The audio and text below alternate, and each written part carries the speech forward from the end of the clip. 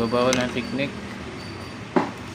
So, pin protection bypass, mga idol.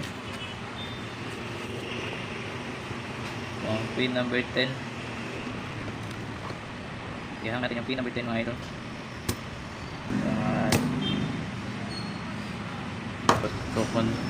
Coupon with the check natin.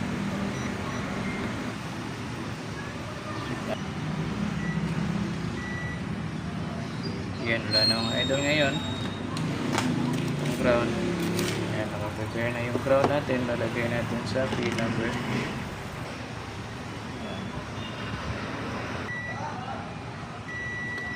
So, dahil wala na, babalik natin. So, try natin kung mayroon ayaw pa rin mag on.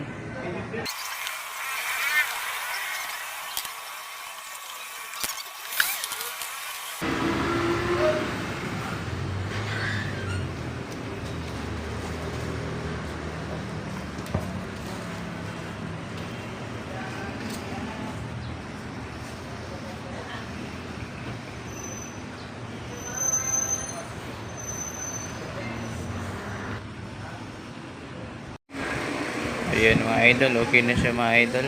Pinaypass natin yung kanyang protection sa kanyang backlight. So yan, naka USB, gumagana na. Thank you mga idol.